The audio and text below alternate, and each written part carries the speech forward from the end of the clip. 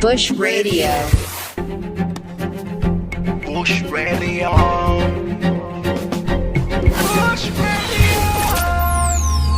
Bush Radio. Bush Radio. Your real talk radio. Daganan kilo betening kom no moham di beta maso sanalom muasa benge kaputo yeah.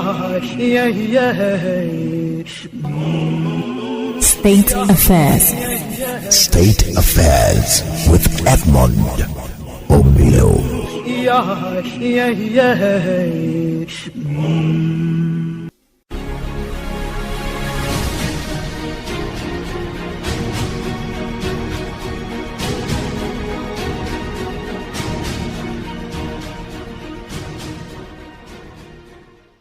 You recently released a statement. In the statement, you expressed your apprehension about the future of Nigeria due to the expiration of the country's amalgamation treaty.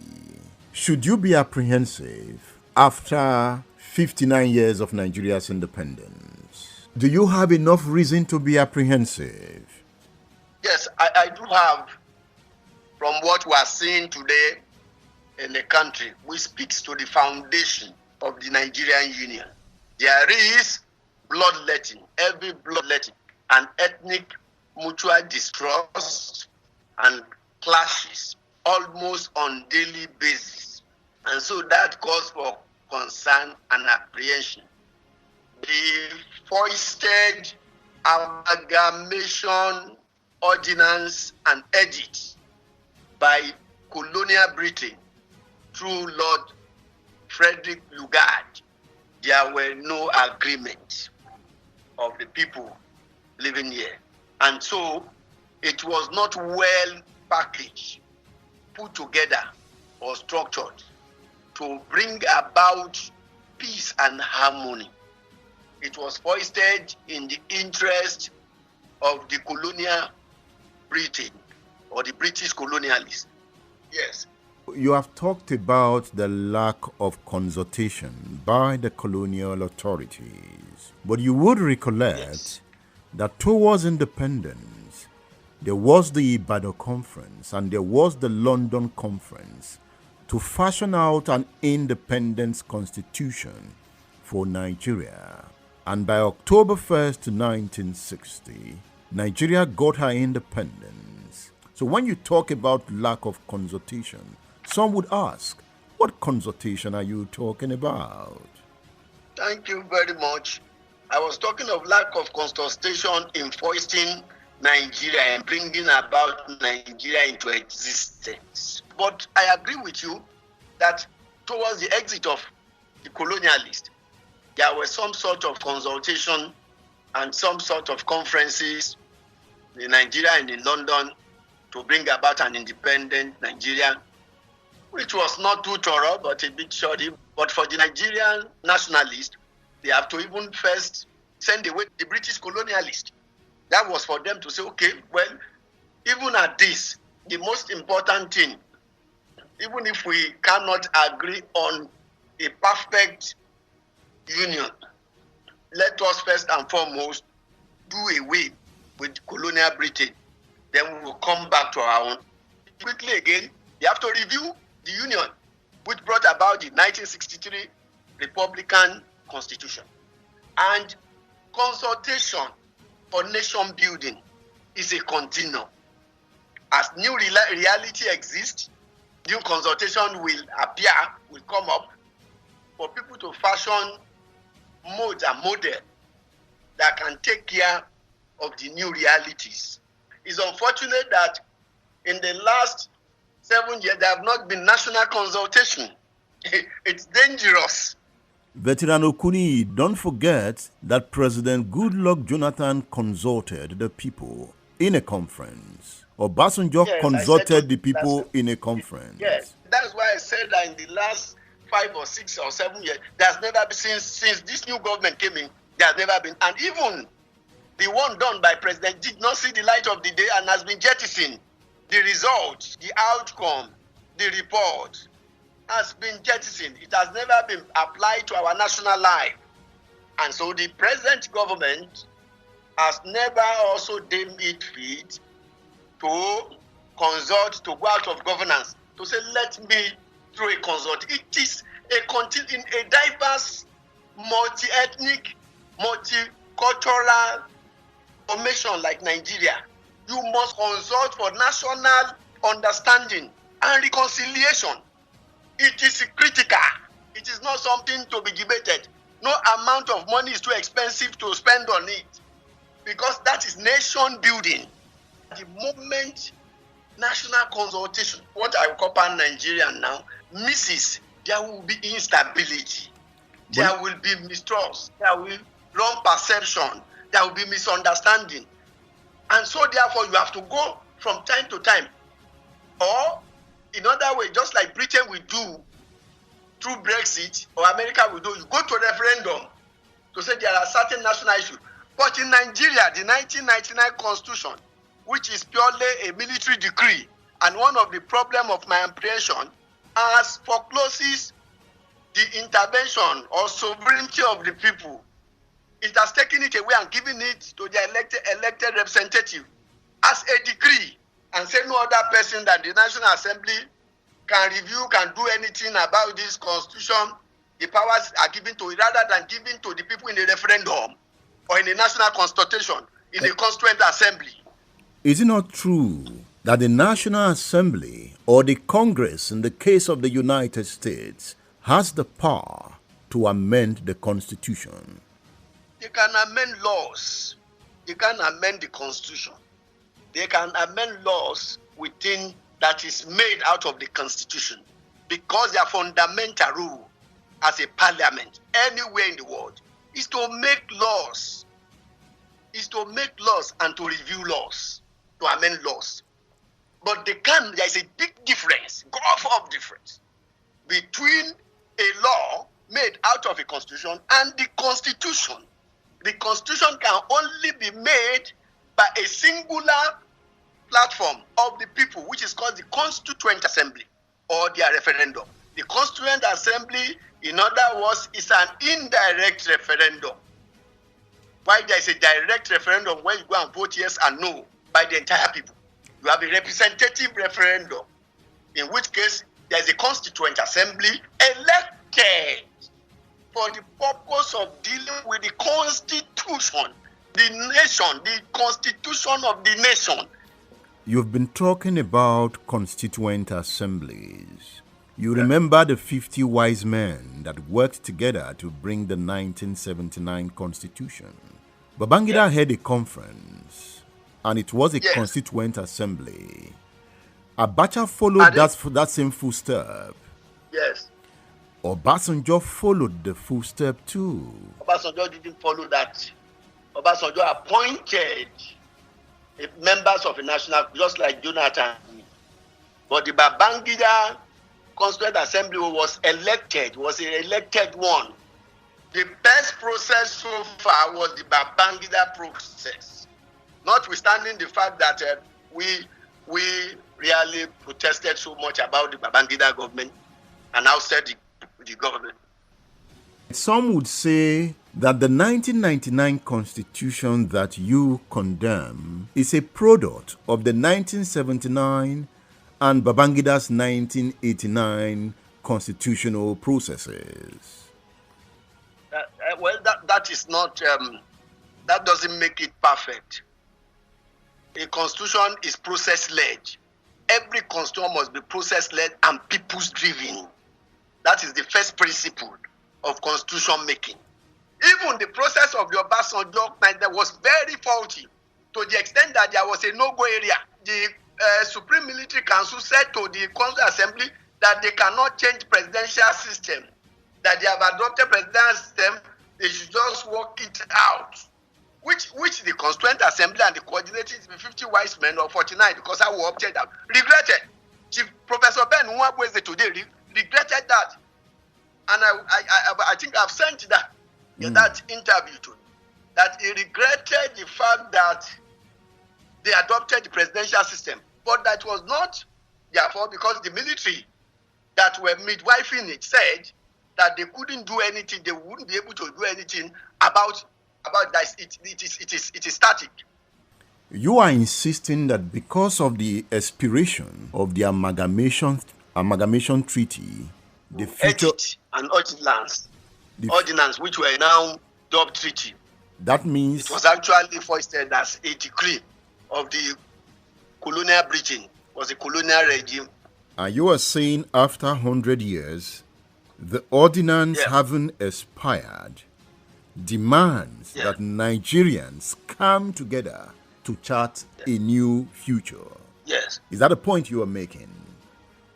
Yes, I made that point tangentially, to the extent that if the foundation be destroyed, what can the righteous do? That is the tangential mode of my argument in that sense. That, hey, can we go back to say, is it even necessary in the first place? Is it even what we wanted in the first, or what our forebears wanted in the first place? Can we look at that and then look at all the other processes leading to this point? Even this has expired, because it's by 100 years.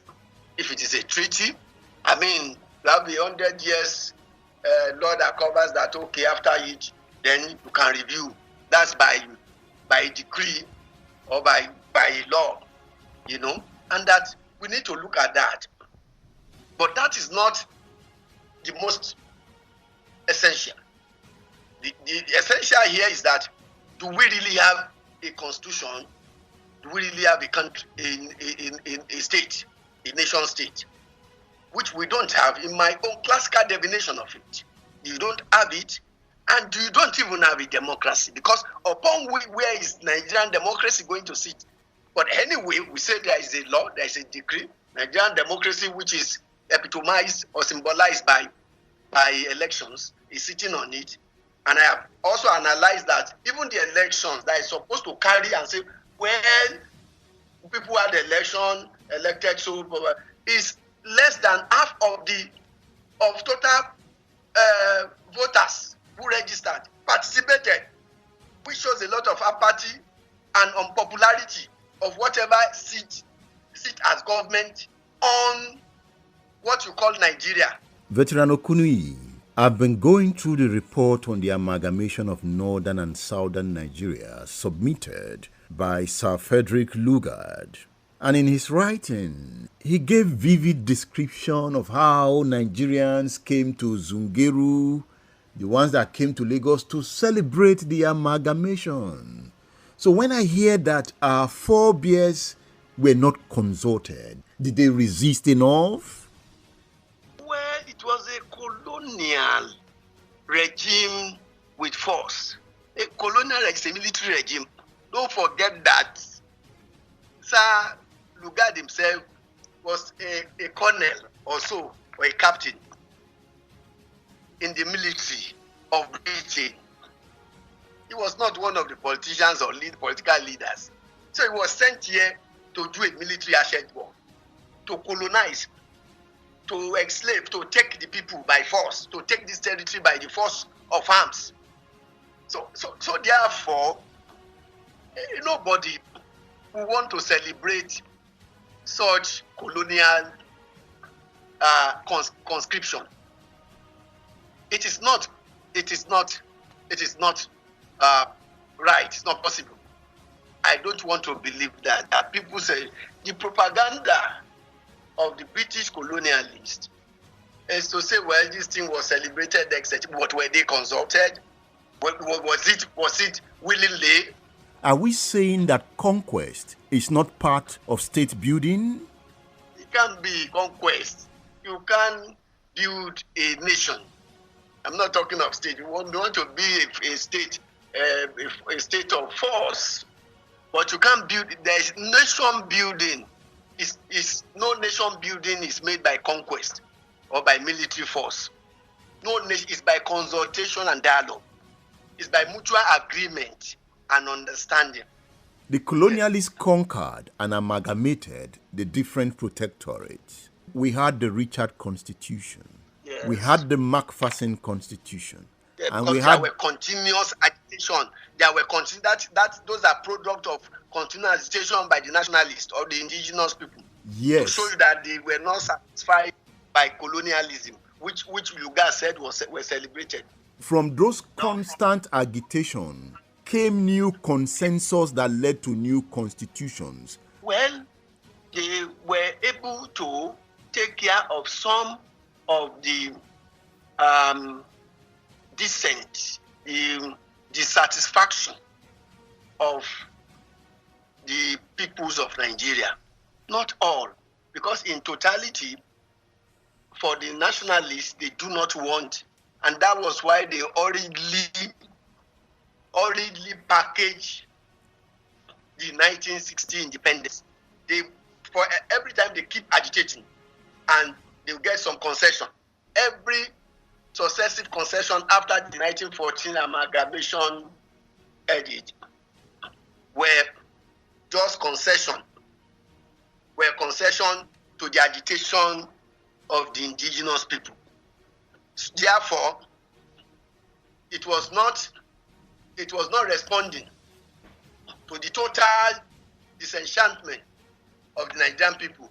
Even the 1960, as I told you earlier, did not take care in totality of a perfect union, but it has to be accepted in hurry so that first and foremost, send away colonial Britain, then you can internally deal with your own life. That was what was done. And immediately after, you had the 1963 Constitution, Republican Constitution, an experiment. And you were to have some other until the military came in and stultified the democratic process. Started in 1960, and then reunify like a colonial government, because they were military, reunify Nigeria and take it back to the state of 1914. They took us back to 1914 with the 1966 Unification Decree or Edict.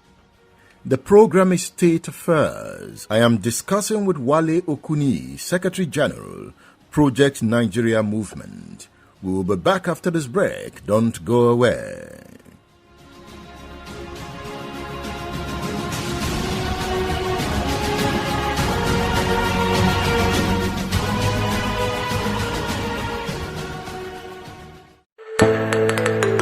Reading is feeding the mind.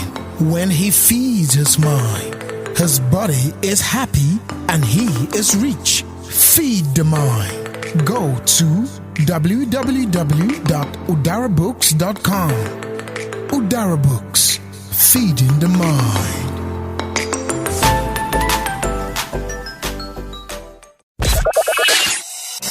You're listening to Bush Radio.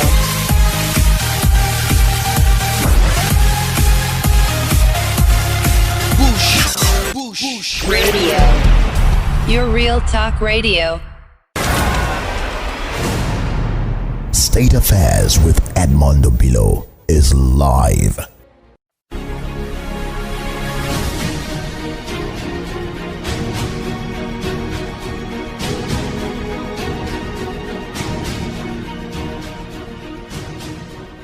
Welcome back. Wale Okuniyi is on State Affairs.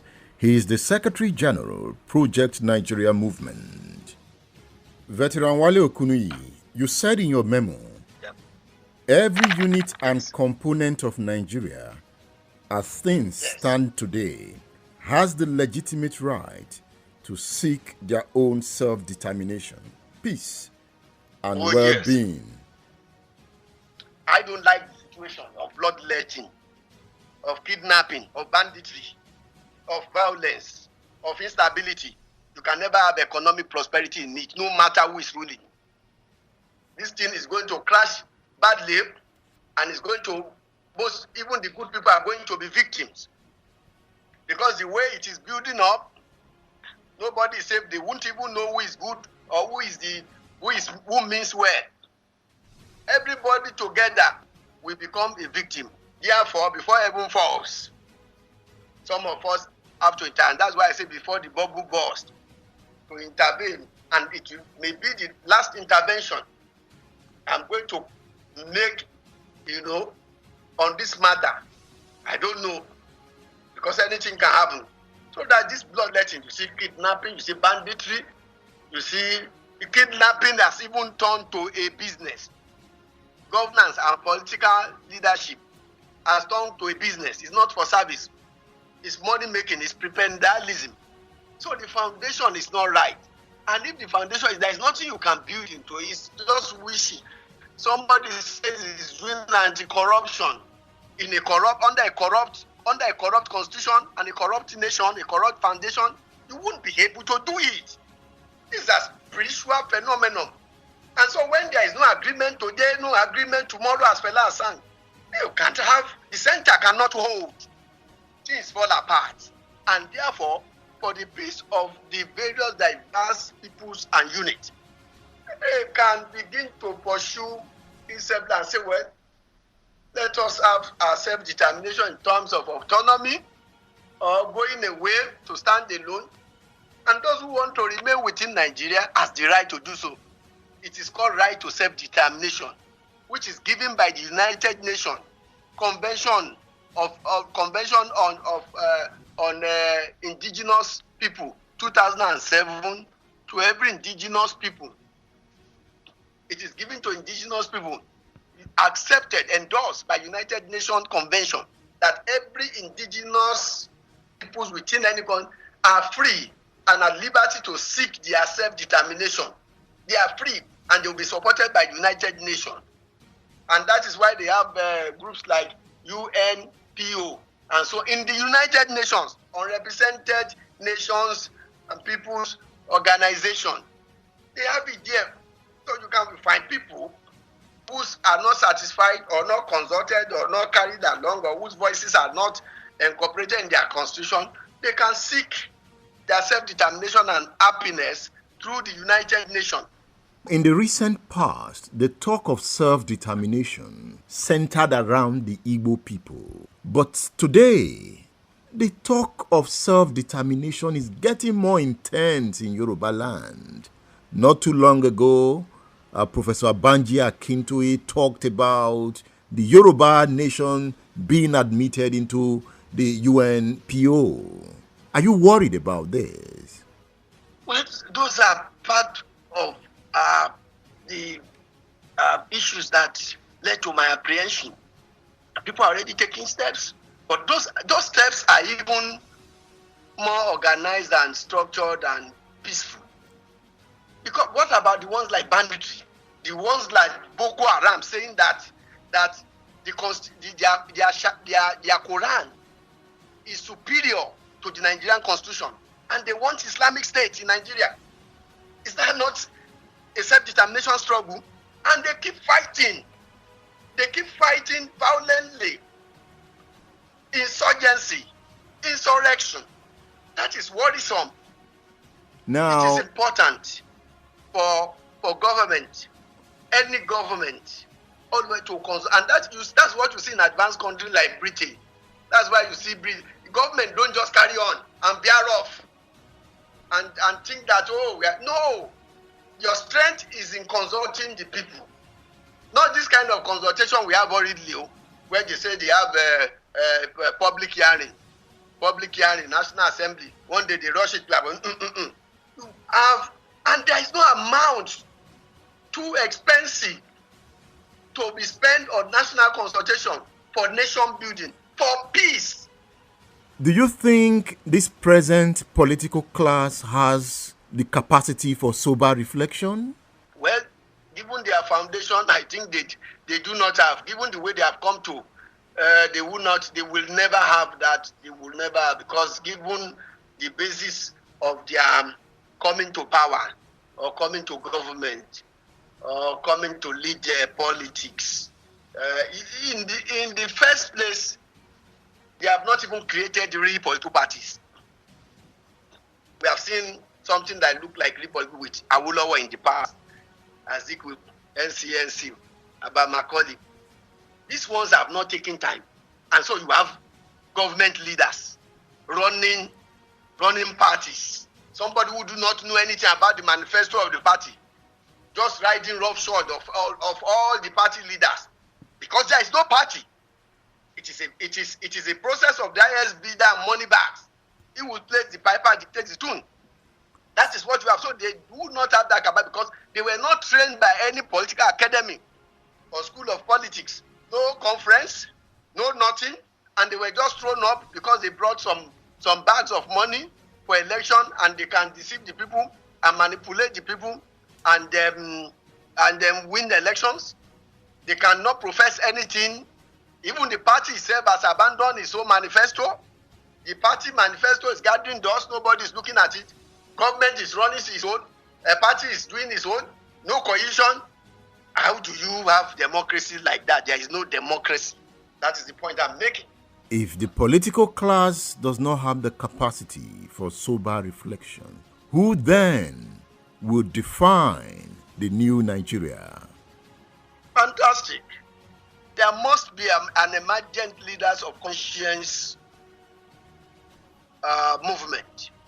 There must be people who are tired by the way politics is being run.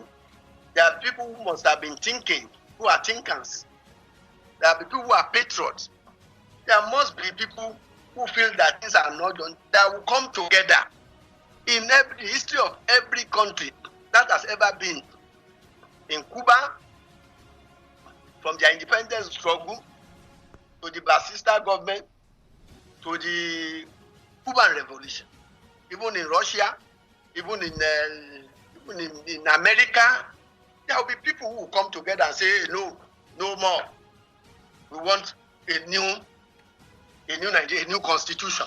Because when you are talking about a new Nigeria, you are talking of a new constitution in essence. You are not talking of anything. A new people's constitution, people's owned constitution, where the sovereignty of the people can rule. That's what you are saying. And I think that we have them. It's just that they have not organized enough, or they have not made self-denial and sacrifices enough, or that they are not cohesive enough.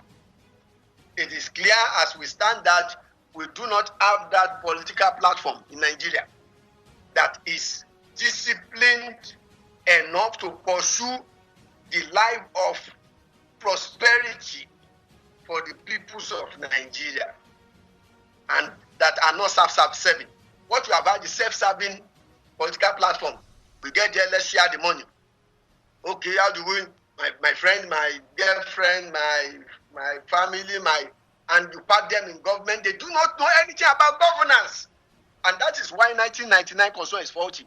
It gives humongous, very tempting paraphernalia and perks of offices to the country, that everybody abandon their businesses now and run to politics. Everybody who is anybody in Nigeria has run to politics. Yeah, you find them politics. Every trade, you don't have to see the man running there. Look at the parliament. They are just average people. Where would they have them? But you have big man rule in Nigeria, where automatic get rich system, political system, where you are a pauper yesterday and you become a councillor today, you become a rich man, and you become a balloon, and when the people come, they begin to send for you. And then you have the governors or the local government chairman or president, you have one man standing behind him wearing military uniform. It's only in Nigeria. When Donald Trump is, do you see any man standing behind him and say it's military? You won't ever see that. You won't even see their military men anywhere near civilian congregation. But in our own case, still crude. You have people carrying police all everywhere because they are not safe. They know that it's not right with the people, so the people can pounce on them. It's a country of fear. It's a situation of fear. So there must be leaders of conscience of the nation, who must come together. Their their problem, the albatross, or the Waterloo for them is not coming together as one block. There must be a minimum program of agreement by the forces of liberation or forces of redemption.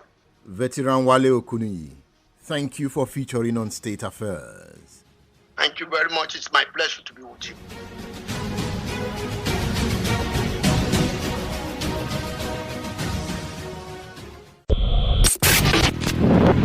Boost Radio. Oh, wow.